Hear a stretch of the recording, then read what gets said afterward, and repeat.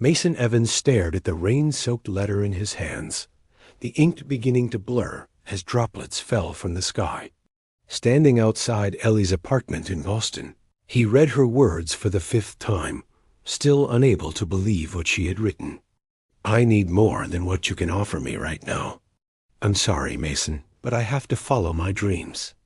At 22, Mason had thought they had it all figured out. He was working 2 jobs while finishing his English literature degree, saving every penny to build their future together. For 3 years, they had been inseparable, Ellie, with her dazzling smile and passion for art, and him with his quiet determination and stories that only she had been privileged to read.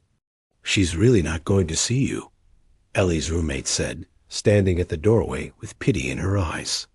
"She left for New York this morning, got an internship at some fancy gallery." The rain fell harder now, matching the storm inside him. Just yesterday, they had been planning their weekend, and today, she was gone, having decided his humble ambitions weren't enough. His dreams of becoming a writer seemed childish compared to her grand plans in the art world. Later that night, in his cramped apartment with its peeling wallpaper, Mason packed away the manuscript he'd been working on for months, a love story inspired by their relationship. The rejection letter from the publishing house lay beside it, a double reminder of his failures. "You need more life experience," the editor had written. "Your narrative lacks the depth that comes from true understanding of loss and triumph." Mason laughed bitterly. He now had the loss part covered. His roommate Tyler found him surrounded by crumpled pages and empty coffee cups. "You know what? Screw her," Tyler said, picking up Mason's manuscript. "This is good, man, really good. Don't let her take this from you, too." But Mason was already reaching for the pages, shoving them into a drawer. "It doesn't matter anymore."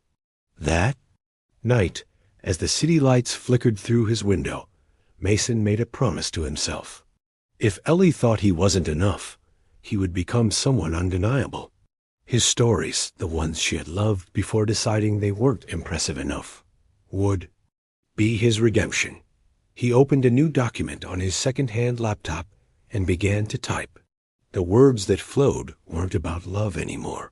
They were about transformation, about a man who lost everything only to discover his true potential in the ashes of what used to be. Little did Mason know that this moment of heartbreak would be the catalyst for everything that followed, a journey that would take him places he never imagined, culminating in a moment years later when fate would bring Ellie back into his life under circumstances neither could have predicted. 5 years passed in a blur of coffee-fueled nights and rejection letters. Mason had moved to a tiny apartment in Chicago, where rent was cheaper and distractions fewer. His walls were covered with notes and character sketches, his floors littered with drafts of what would become his breakthrough novel, Glass Hearts. Each morning, he woke at 5 a.m. and wrote for 3 hours before heading to his job at the local newspaper. It wasn't glamorous, covering community events and local politics, but it paid the bills and sharpened his writing. Evenings were spent editing his manuscript, rewriting chapters until his fingers cramped and his eyes burned. "You're obsessed," said Vanessa, his editor at the paper, watching him scribble notes during his lunch break. "When was the last time you went on a date? Had a life outside that manuscript?" Mason looked up, dark circles under his eyes. "This is my life." The truth was, dating felt impossible. Every woman he met was unconsciously measured against Ellie, and none of them sparked the same fire in him, the kind that had fueled his writing in the first place. His agent, Richard, a gruff industry veteran who had taken a chance on him after reading his sample chapters in a slush pile, was the only person who understood his dedication. "Kid, you've got something raw here," Richard had told him during their first meeting. "It's messy, but it's honest.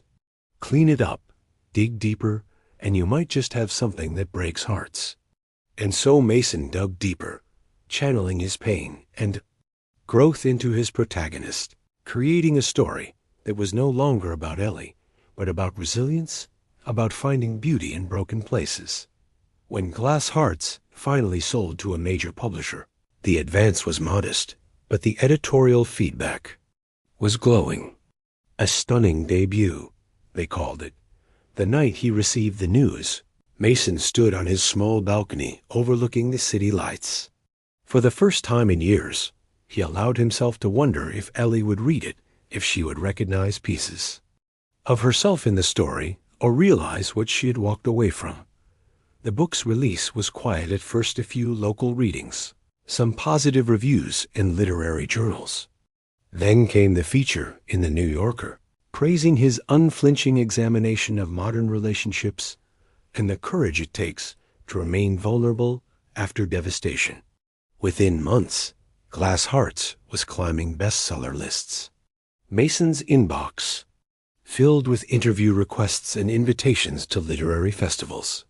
Richard called with news of foreign rights sales and talks of a film adaptation. Success arrived like a wave, sudden and overwhelming. And somewhere in the chaos, Mason realized he had finally created something undeniable, something that even Ellie, wherever she was now, couldn't dismiss as insufficient. Mr. Evans, what inspired the character of Olivia in Glass Hearts? Was she based on someone real? The question came from somewhere in the middle of the packed auditorium at the Chicago Literary Festival.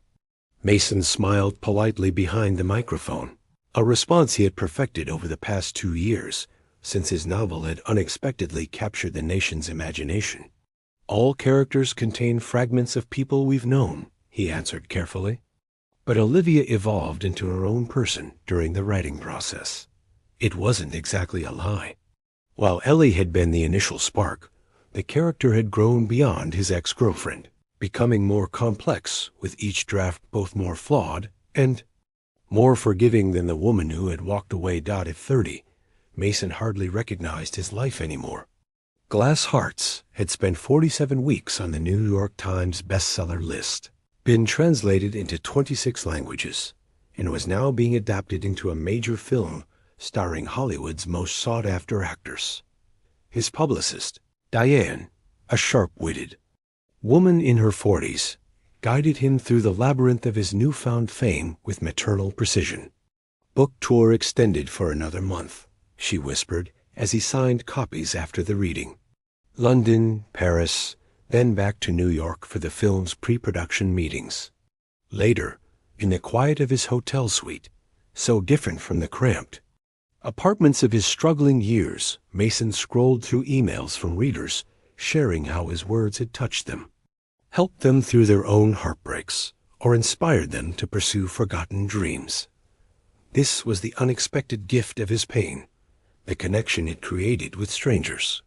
His words, born from the darkest period of his life, now brought light to others. A notification popped up on his phone. A literary magazine had published a detailed analysis of his work, praising his unflinching honesty and refusal to villainize either party in the dissolution of love. The article had gone viral, bringing new readers to his book. Mason set his phone down and walked to the window. Chicago's skyline glittered before him, the same city where he had pieced himself back together, word by word, page by page. He pressed his forehead against the cool glass, watching his breath fog the view. Tomorrow would bring another city, another audience hanging on his words, another hotel room that wasn't quite home. Success had given him everything he thought he wanted, yet there remained a hollow space, a question of whether any of this would have happened if Ellie had stayed. He never spoke her name in interviews, never confirmed the rumors that Glass Hearts was autobiographical. But in quiet moments like this, he still wondered where she was, if she'd read his book, if she ever thought of him. Little did he know that across the country, in a small bookstore in Manhattan, Ellie Parker was holding a flyer announcing his upcoming New York signing, her heart racing as she traced her finger over his author photo. New York in autumn was exactly as Mason remembered it, chaotic, vibrant, and tinged with melancholy. Yellow cabs splashed through puddles, spattering the designer boots of hurried pedestrians. Coffee shop windows fogged with warmth against it. October chill. This was Ellie's city, the place she had chosen over him 7 years ago. Now he was here as a celebrated author, his face on posters in the very bookstore windows she might pass daily. "We're expecting a record crowd," said the bookstore manager, leading him through the staff entrance of the flagship Barnes & Noble in Union Square. "Your publicist arranged for extra security." Mason nodded, adjusting his glasses. A new edition since his last book tour, needed after too many late nights editing his second novel. The success of Glass Hearts had created immense pressure. For his follow-up, Parallel Lives, which had just been released to critical acclaim. "There's a reserved section for VIPs and press in the front," continued the manager. "We've been taking names for the signing line since this morning. Some fans have been waiting since dawn." The reality of his success still felt surreal to Mason. Sometimes he caught himself waiting for someone to expose him as a fraud, to point out that he was still just that heartbroken boy from Boston, pretending to be someone important. His phone buzzed with a text from Diane. "Car trouble. Running. Late. Start without me. Good luck." Great. His anchor would be missing for what promised to be his most high-pressure New York appearance. As Mason was led to the podium, applause erupted from the crowd. It filled every available space between bookshelves. Camera flashes temporarily blinded him as he adjusted the microphone. "Thank you all for coming," he began, his voice steady despite his nerves. "It means everything to share this new story with you." The reading went smoothly, the audience laughing and sighing in all the right places. During the Q&A, Mason fielded questions with the practiced ease of someone who had done this hundreds of times. Yet as the signing began, and the line snaked through the store and out onto the street, a strange anxiety gripped him. Each person who approached offered praise, shared personal stories of how his work had affected them. Mason smiled, made eye contact, wrote personalized messages, all while fighting an inexplicable sense of anticipation. It wasn't until the line had dwindled to its final 20 people that he understood why. There, clutching a weathered first edition of Glass Hearts, stood Ellie Parker. 7 years had changed her. The carefree girl was now a poised woman, her once long hair cut into a sophisticated bob, her artist's casual style replaced with the polished look of a professional. But her eyes, those remained the same, wide and expressive, currently filled with an emotion Mason couldn't quite name. Time seemed to slow as she approached, each step bringing her closer to the collision neither had sought, but both had perhaps secretly anticipated. Since the day his book first appeared on shelves, the bookstore had emptied, except for staff discreetly organizing displays at a distance, respecting the charged atmosphere between author and last-in-line fan. Mason's fingers tightened around his pen as Ellie stepped forward, placing his book on the table between them. "Hello, Mason," she said, her voice softer than he remembered, but unmistakably hers. 7 years of imagined confrontations dissolved in the reality of her presence. A speech he had mentally rehearsed, sometimes angry, sometimes indifferent, always designed to show how completely he had moved on, evaporated. "Ellie," he managed, the single word carrying the weight of their shared history. She pushed the book toward him. "I've read it 12 times, she said, a slight tremor in her voice. "I kept thinking I'd find the answer somewhere in these pages." "The answer to what?" Mason asked, though part of him already knew. "To whether you've forgiven me." Her eyes held his, unwavering despite her vulnerability. "Or if this," she gestured to the book, to the empty event space, "to his success, is your final word on us." Mason opened the book to its title page, where he had signed countless personalized messages throughout the evening. The practiced movements open, sign, close, next, had become automatic, but now his hand hesitated above the page. "I spent years thinking this was about you," he said. "Finally.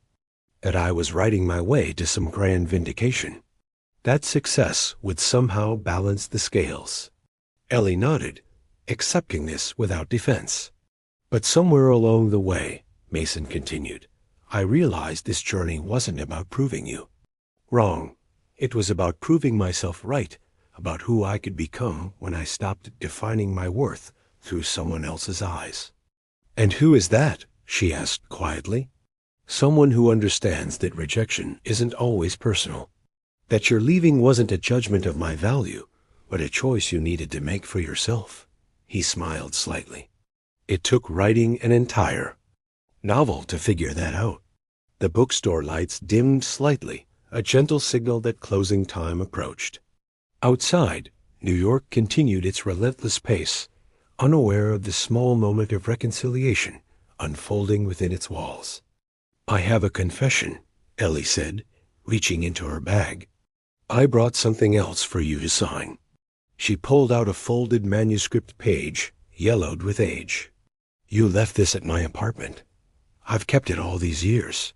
Mason recognized it. Immediately a page from his earliest attempts at writing, a story he had shared only with her, long before Glass Hearts was conceived. "You were always meant for this," she said. "I just couldn't be the person who stood beside you while you discovered it." Mason took the page, feeling its fragility between his fingers, a tangible reminder of who they had been to each other once. With careful deliberation, he signed both it and her copy of his novel. What he wrote in each remained between them words that acknowledged their past without romanticizing it, that offered closure without pretending the pain had never existed. As they walked together toward the exit, neither the famous author nor the woman who had once broken his heart, but simply two people who had shaped each other's lives in ways they were only now beginning to fully understand. Mason realized some full circles don't return you to where you started, but to where you were always meant to be.